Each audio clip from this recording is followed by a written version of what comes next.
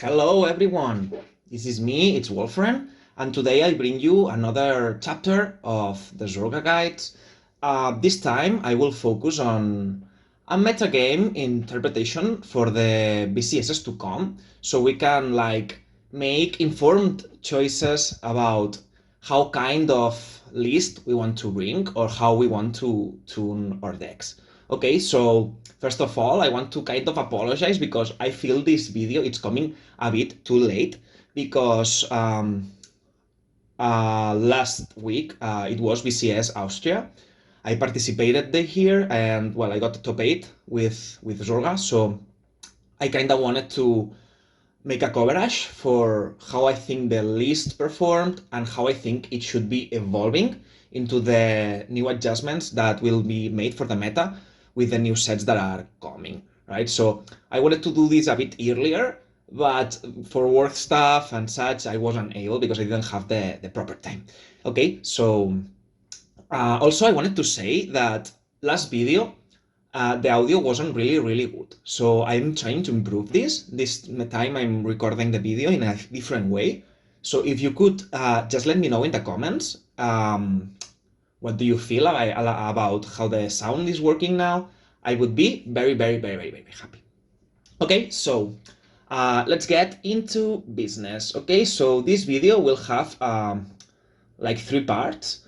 We will first cover the BCS Austria experience. Like, it's not just about the experience, but more like what are my impressions on how the list performed. Like, try to grasp some conclusions and how I think the list practically interacts with the meta. I think this is important because before moving forward, before understanding what we want to change in our decks, I think we have to understand how the deck is actually working, right? Sometimes we just want to change a lot of things and sometimes there isn't need for much changes, okay? So we will see to this as the second part, how to tune our decks. We know the most important card here is Habitat, so we will see how our what changes we make to put the card in our lives and be more happy because the card is really good. And finally, we will make like this metagame analysis and what to expect for BCSs. I will do it like I will mix BT11 with BT12 because there is like just a few weeks between them. So I will just go ahead, make it together and make some explanations based on that. So let's move to point 1. Okay, so here's the list I played.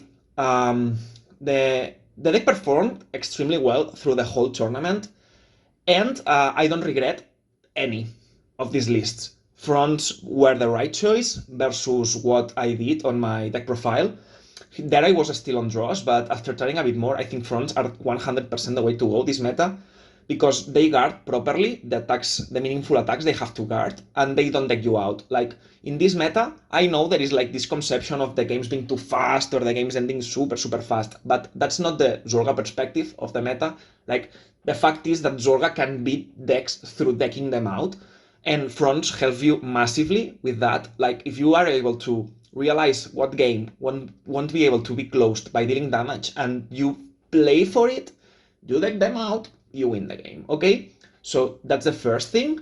And the second thing, it's like the PGs. Like on the Swiss, I think like the fact that I was running the 4 PGs like gave me an upper hand versus the pairings where it mattered. Like I was able to like use freeze and get 1 PG out every time, or there was games like I had only 1 PG and I had to bounce it. If that card would have been the Blitz PG on that list, I think I could have lost one of the games, right? So I went like 6-0 for the Swiss and then I lost in top 8. That is another thing I want to talk about. Like, I was versus Jet there, and it would like seem that the reason I could have lost was like I didn't have the Blitz PG. But I don't think that's true. Okay, so in top 8, I went against Jet. I lost in top 8 against Jet, no? And one of my thoughts was, would I have won if I had Elementaria in my deck? And I think the reason it's no. Like, I have tested the deck a lot, and I think ZORGA is just favored. Like, in an environment where Swirler is banned, ZORGA just beat Jet, because if you go second, like, the one that goes second, it's very, very likely to win, right? ZORGA will always, or almost always, win Jet, beat Jet going second. Like, but it's important to note that if they don't have Swirler, we are not as unfavored going first, okay? So ZORGA can beat Jet, and I don't think this gets like improved a lot by the chances of you having Elementaria in hand or not. Like, I do actually feel like without Habitat in the deck, the risk of playing Elementaria, it's way too huge. We will see that this will be changing because Habitat comes into our life, into life quality, it gets improved, right? So we will argue about that later, but I feel like the game was lost based on other things. Like, I think I could have played a bit better. Like, I think some of the plays weren't smooth enough. And also, I didn't saw Cow until turn 5, because it went to damage, and also didn't see Kill until then. And also, because he was bot decking my RPDs, I only had one RPD every time, so a lot of other things happened, right? So I think that was the right list to be playing, and I wouldn't have changed anything on that. It was good against everything I was playing. So let's take this as a base guide, okay? So let's move forward. Let's see what can we do to improve the deck. All right, so here we have the only card that I think we have to care about, which is Habitat. Okay, Habitat, it's very good, it's very powerful, and increases your chances of having every single card you need in time by a lot. Also, it doesn't cost Soul Blast, so it makes you able to play aggressively. Like, you sometimes have to refrain from using Freeze, but that's not the case from Habitat, because it will don't take your resources out from you. And it makes this specific game plan so much better, because you can actually have the kill when you need it. You can make sure you have the KO. You are super enabled to see the PGs.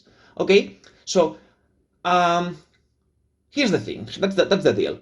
While I don't think Blitz was needed at all for BT10, sorry, metagame, I think, like, if you respect decks like Gridon or Loro, I don't know, like, you are starting also, I don't know, I forgot. Doesn't mean Arutheo guard restrict you? I'm not sure now. It's okay. The thing is that with the coming of new decks that has more guard restrictions, I'm more inclined towards adding Elementaria back. If I had not Habitat in my deck, I wouldn't play it, because Freeze with Elementaria, it's really bad, because if you only have Elementaria, you cannot bounce it with Shadow. But here's the thing, with Habitat you can scratch top 7, and you have 3 PGs, and you have OT. You can also grab OT from the top 7, and that's very bonkers. Like, if opponent's OT is out of the deck, you just grab your OT, and you're happy, because it's free PG every turn, because they don't have the OT, so they cannot OT to pass it, right? If they have OT, you just grab the PGs, because you don't want to, lose to OT. But there's also that. So I just think that the Habitat makes it more consistent, and I think I'm more happy to have the Elementaria into my deck. The other thing that will change with that card is that the ZORGA tank build, it's actually playable now, okay? So the problem with ZORGA tank previously was that you couldn't make sure, like, the play was going to work, okay? Because people think that ZORGA tank is like more consistent because you don't have as much pieces, but I think that the single pieces you have do actually matter more, right? So before that card, you were still like kind of forced to play Freeze because you had to dig for the cards, but then you had to waste soul on digging for the cards, and it wasn't like super optimal. But now with that one-off of Habitat, you can like, okay, I don't have my PGs, I can fetch for them. The thing is, Habitat makes the deck more playable now and better now, because you will have the Shadow. If you don't have Shadow with this list, you lost the game. But if you have the Habitat, somehow it's like a 5th copy, you can still find it from the top and using to start bouncing. Or if you don't have the PG, you can fetch for it, or the Zorgas. So with Habitat, this playstyle becomes enabled. while I think it wasn't really playable before that, because you had to play freeze and you were forced to that. Also, this card has one advantage, which I think is like playing Rigor Rotation as a one-off, which is, I think, it's like a very underrated card. People is like playing Gather Upon Me, but it like, didn't make much sense to me when I played it. I don't know, you can play this list, and if you don't feel like it, you can like change the Rigor Rotation for the Gather Upon Me. But that's basically it, right? Okay, so we see that our deck is going to be improved more further and the consistency levels are getting like super high. So I definitely think it's like one of the best picks. I don't personally understand why this deck is so underplayed. Like it's so underplayed, underrepresented. But it's one of the best decks there is. Like if you feel like standard's too fast or there is no shield, literally you have a deck that can farm like 2 pitches, 3 pitches, 4 pitches, 6 pitches. You have a lot of defense. But like I'm biased because I love the deck. I know everything I say it's going to be a bit biased. Okay, so that's basically it. And let's like go into the metagame analysis, but I would like to get that starting point at like considering what was for me the metagame now in BT10. And let's see what are we adding to this picture. Like currently for me, there is like 3 kind of playstyles you can approach a tournament with. There is some in-betweens, some decks that create some differences from that baseline, but let's take this with like a grain of salt. Like sometimes we have to organize information, and the global picture is sometimes more important than precisely accurately like saying no, but this deck it's like not just aggro, it can also mid game. Yeah, that's fine. Let's just draw a big picture so we can comprehend the meta, and then we will see how those lists I have shown you will perform on the environment that it's going ahead of us. Okay, so if we see the picture, like we see 3, and this is from BCS Austria, as you can see. Also, like the picture, it's from our beloved friend, like Fuzzy Paradox. We love him in BCS, in BCN in Barcelona. I hope he comes back someday.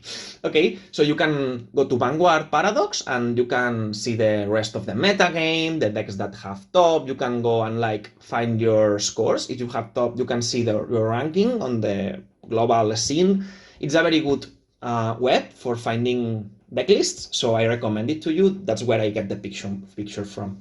Okay, so yeah, here we see for decks, like we see Gandiva, Willista, Crojet, and Zorga. And we see like represented the 3 playstyles, general playstyles the decks can have. Like there is for starters the inevitability concept, like some decks go to late game and they keep scaling, and they don't start very fast. But if you allow them to get into their inevitability point, then you cannot beat them anymore because they don't have to use anything. They just scale so much on power, or they just drew that much cards that you cannot beat them anymore. Here we have the Gandiva representing that kind of playstyle. Then we have Zorga and Willista, which are basically green decks and beatdown decks that can green the game a lot. Like they focus on being very pushy, very aggressive, and they drain you enough with a good enough defensive capability to push through the game. And then we have the last playstyle we can be playing now, which is aggro, high roll kind of decks. Like Jet got a bit nerfed because Swirler is out of the deck, they lost some of their mid-game potential. But the fact that this deck can start very fast, can outpace what Zorga, Willista, and Gandiva are doing, and can like then chain into a very powerful and high roll mid game with next stage. Like next stage, it's broken. Okay, let's take this with a grain of salt. But next stage, it's actually a broken card. It's 4 attacks, swings for a lot. It gives you the 5k power from the crest in a deck that has the crest, and it's 5 drive turn. Okay, so this means the high roll potential of like having double crits or OTs or heal crit. That's a lot, right? So basically the deck has a very good early game that can disrupt what the other 3 decks are doing, because they are receiving too much pressure so fast that they cannot defend from that properly. And then the mid-game potential of high rolling, it's good enough to close the game. Like, I personally, I don't think Jet is the best deck, but I think it takes a very good role in roguing the other 3 out of the picture. Like, Jet has been topping a lot, and I think it should be respected a lot for that. Still, I don't think we should run Elementaria just for this deck, but it's something we have to take into account, okay? So, yeah, I was going to say something else, but I forgot. If at some point of the video I remember, I will tell you. What was it? Yeah, never mind. Okay, so this is the picture for BT10, and let's see how the new decks fit into that kind of a scene, like on those 3 playstyles, more or less.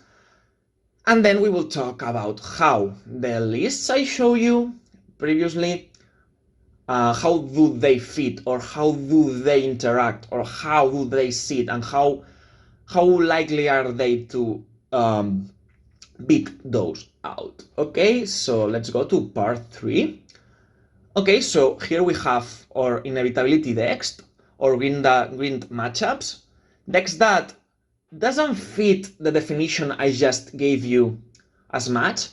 The decks that are a bit slow on early game, but they do a good enough thing on mid game, like they survive a lot or they high roll a lot. Then we have the decks that fit purely on the definition of I'm greedy, I'm aggro, I want to high roll your face and I want to kill you fast. I don't want you to play the game, okay? And between the mid game ones and the aggro ones, we have these aggro mid kind of strategies that they mix a bit of both, okay? Here I've placed the decks that I think they can do well enough, or that you should expect to see more. I think there is other decks that could be here, but maybe they are good when you high roll with them. I don't think they high roll enough. Like, for example, another kind of aggro deck could be Leonor Masks, but the problem with this deck is that when you break, you do nothing.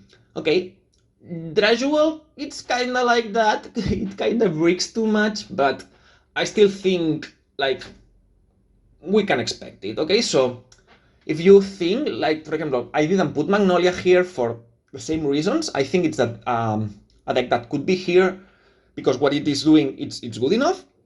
But sometimes you just don't have the chances of seeing that happening enough, okay? So what I want to mean is, like, probably other decks could be expected and can do well on the events, but I think they need a bit more of luck. So we are not considering them here, okay? So here we go. We have the inevitability decks. For me, those are just basically Gandiva and Messiah. Some people would think that Chronojet fits here as well because actually Jet will scale a lot, right? But I don't think the reason Jet should be studied or practiced, I don't think it's how strong it is on late game, but because how it interacts with other decks, because they can he can rush them, right, or something, or disrupt what they're reading. Yeah, I remember what I was going to say. Chronojet has this capability of calling a lot of great ones that will replace the cards with draws. So if Gandiva doesn't have Best Harvest, Gandiva will lose because he will be rushed, and then when he has to replenish his hand, he needs Best Harvest. So if he doesn't see it, he insta loses, and he will be needing to keep using Best Harvest because the great ones will always come back and he will draw cards out of that. So Chronojet won't be running out of cards as much. So yeah, I think Chronojet fits more what is an aggro, disruptive kind of playstyle here. So I put it like on aggro, but it has this kind of mid-game component, like the aggro wouldn't be enough if next stage would not be on the picture. So I think that mid-game high roll power should be considered. That's why the deck isn't with Minerva, like, right? Okay, so so we have these inevitability decks, okay? So let's try to see how the lists do versus that. Like, versus Messiah, personally, like, I will say something. I will be very honest. Like, I show a lot of options because I want people to be happy and be able to choose what kind of games they want to be playing. And I want to like give them more amount of information possible. But I will be very honest, I will be all the season on the list above because it is so good. Like with this list, I feel I can beat everything on that list. While with the deck above, no, it's below. Sorry, the tank version, I feel like I need luck. I feel like I deck out. I feel like I don't have the time to finish the game. I feel it's actively bad versus some of the decks I'm putting here. So, well, let's discuss that. Okay. Okay, so we are on the first line. The ZORGA above, the mid-range one, the tank, the list above is mid-range, below it's tank. Okay, so the mid-range version interacts very well with those because against Messiah, you will always version right, because if you go first, you will be able to control the grade 2 gaming, and you will always be allowed to force Messiah into riding up, and usually the early aggression with the persona right with the fourth attack will be able to shut down their strategy before it gets online. You are also delaying his strategy by 1 turn, so that's also in your favor. And I think for the same reason, the tank version isn't as suited because you're expected to tank this barrage of aggression once Messiah starts playing. The columns become massive, and I don't see how allowing that deck to breathe will make you win more times, because you are letting the late game decks to get into late game without having such a good late game yourself. Like, what would you do that, right? If you're not a late game deck, why play in a way you're allowing the inevitable decks to inevitably beat you? Right? Arguably, the Blitz is good enough against Gandiva, and I think you can beat Gandiva through the tank version. But yet again, right? Well, I don't want you to discourage you from playing the second list. Like a lot of people, like in Japan, they love this list, and I have tried myself, and I also like it because it's so fun, but I just don't feel it's just as good, you know? I don't know. Okay, then we have the green matchups, like which are basically ZORGA and Willista. It's worth noting that Messiah is not actually a green deck because it won't beat you by grinding. It will like survive, draw a lot, use everything he's drawing every turn to survive and kill you after, right? Messiah doesn't want to grind anything. Messiah wants to kill you with unguardable columns, okay? But ZORGA and Willista are more kind of aggro focused. They sit more in the middle of the line. They don't go too much.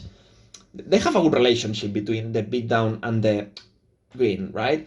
Okay, so I think both lists are good versus those, but I think like if you're facing ZORGA tank, you are favored to win with the mid-range one, because one thing I feel it's like people underestimate how good Pistayatbas is for grinding. Like you can go cow, get Malice to hand, and use Habitat, Freeze, or Miasma. You are basically plusing the order to hand, you use it, refuel the same cost, because Malice will be CC1 and Soul Charge 1, and then you draw a card and find another piece, right? So basically, it's a lot of tankiness. No one is forcing you to use kill every turn. Actually, there is some turns where like you go turn 3 kill, and then turn 4 you don't do kill, and then turn 5 you finish with kill. That can be done. A lot of times it happens because you don't want to spend the CV, because you don't want to get the damage next turn, blah blah blah, those kind of stuff. You don't have to use kill every turn. You can just use your CV into farm. And I think having that choice, it's great versus being forced to not being able to aggro at all with the tank version. I don't know, that's personally something I feel. So anyway, the tank list is very good at decking out Willista. Like I don't think Willista like has a good time versus the tank version. Like you will always be almost guaranteed to out tank her. Then there is things she can do to beat you on the long run, because if she's smart and doesn't like waits the CB and doesn't overdraw, there is still chances for Willista to deck you out, but I think overall it's favored. So if you fear Willista, the tank version might be slightly more favored than the other one. One thing I wanted to talk about, though, it's like, I feel like, this is not meta-related, but I remember just now, so let's talk about it. Habitat versus Freeze. Habitat, it's very good, because the Soul Blast you save, compared, but Habitat has some of weak points, like Scry 7 for starters, it's not guaranteed to give you the card you want.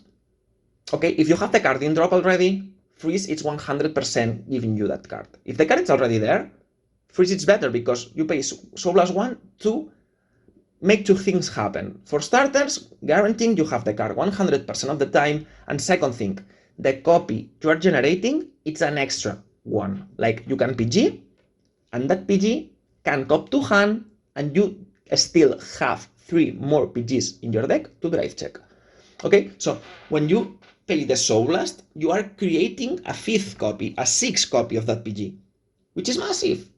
It's dope. There is not any other deck in the game capable of doing that. So, like, the tank version will do this by using Miasma, which is the same, and will use the Soul Blast to Blitz PG, the Blitz Order, sorry. But I've seen people that it's cutting Freeze too much, because Habitat seems super good, because some games you can high roll turn 1, but some of those plays are actually not that good when you try them, and are actually aggressive plays that go against your tempo playstyle.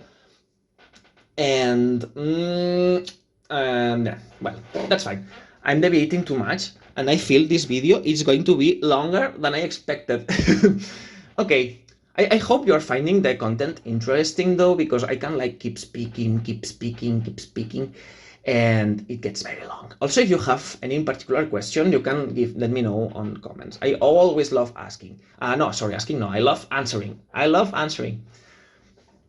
Okay, then we have those two new contenders from BT11 and Bt12, which are Gridon and Bastion.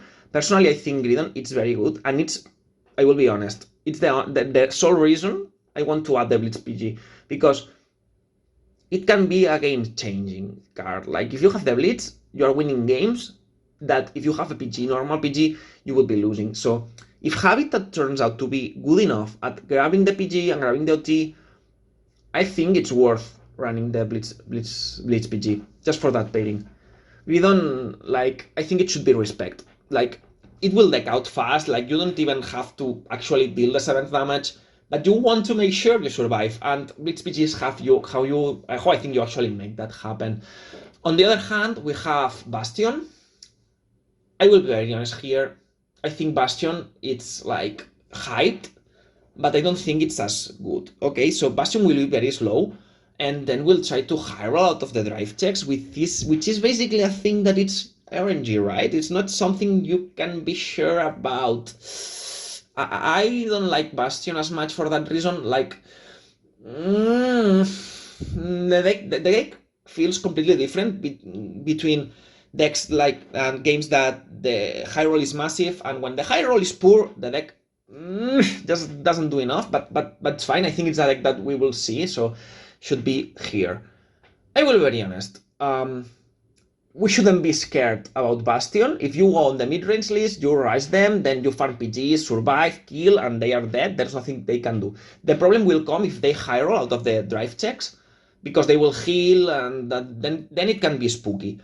But again, this is just a luck thing. It's not something the opponent can control, so you shouldn't be scared. And as for Gridon, I think as long as you have the Blitz, you are safe. Personally, like, it feels massive. If he can, if you play it well, let's say you play it well and save the cards in hand so you can optimize the guarding, etc. I've had some games where Blitz PG was like, okay, I win, and if I don't have it, I lose. Personally, I don't know how Blitz Order can interact with that. Like, if you the Blitz abolishment for sins, if you can green out of it and like have it be 25k shield fast, I think you are okay. but there is still some like Gridon has 5 drive checks, and abolishment for sins do not beat Gelmage health, so we'll see. Okay, then we have the aggro mid. Like, I don't think Jet and Orphis work the same. I think Jet, it's clearly a deck that has a lot of aggro, and then uses the mid game to high roll and finish the game. It works more like an anti-meta pick against the first 3 decks I told you. And Orphist, it's different, but it's also kind of similar, because, okay, it will start a bit slow, but in the mid game, the columns get so relevant, so fast, and you have triple drives, and you have Persona, right? So it feels to me like even it's a mid game deck, what it's doing, it's so explosive that to me it's aggro. I know it's weird, but what he's doing in just one turn makes up completely for not having attacked the previous ones. I think Orphist, it's very good, and I think like we should go with certain amount of practice, because we will see that deck a lot.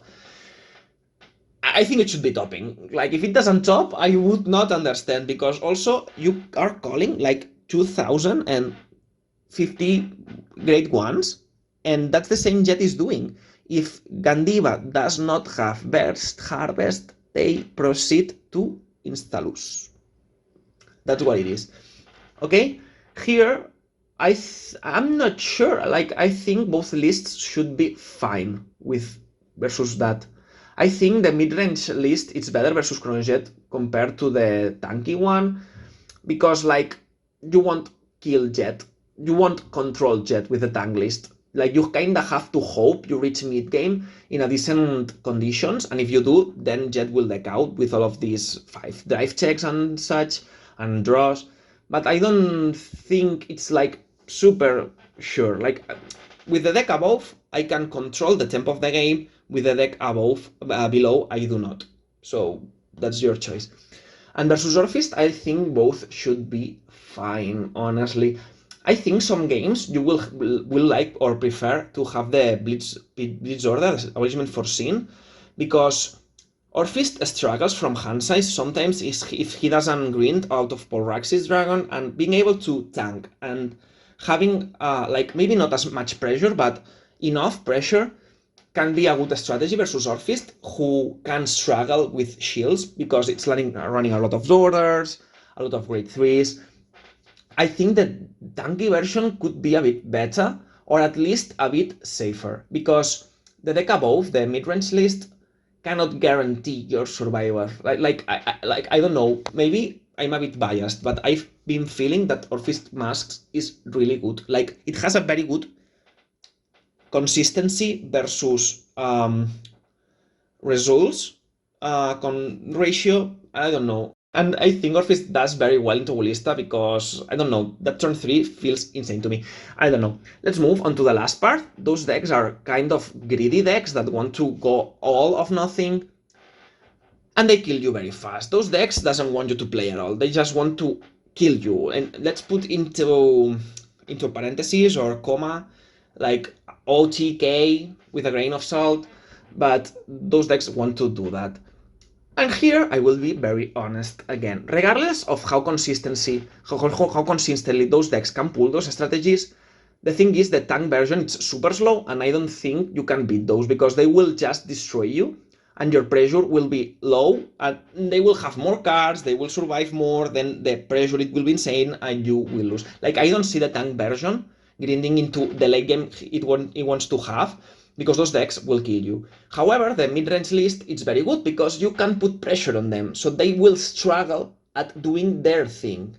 You know, you are being disruptive with that OTK style or this aggro style, so they cannot finish you. The fact that you are putting pressure on them prevents them from putting pressure on you. So I would definitely pick, I would definitely pick the deck above the mid-range one. Okay, so that's it. I close my info dumping here. I hope you liked it, and I hope you enjoy a lot this ZORGA content. Also remember, you can follow me on Twitter, where I constantly speak more about Zorga, and where basically I cope about Zorga being the best deck for the whole season. I don't care about Bairina, I don't care about Youth. I'm very happy with Zorga right now, and I think it's a very, very, very rewarding deck to play. Sometimes I feel like people doesn't give themselves the chance of learning it. They kind of want to have the same results with this list or with this deck as they have with others, but the thing is like that's not the case, right? Sometimes we need more time to learn some decks, and I think people just drop Zorga too fast because they want to win so soon that they don't give themselves the time to learn it, right? I don't know. Well, I hope you find or found this useful, because I keep being asked, I keep being asked about, would you play like this or like that? I have the other video with the deck list. You can check it for more Zorga ideas. But if I were to play, I would play always mid range. Like, it's so good. Trust me. Trust me, trust me, trust me, trust me, trust me. Well, again, hope you enjoyed. Have fun, stay safe, and see you soon.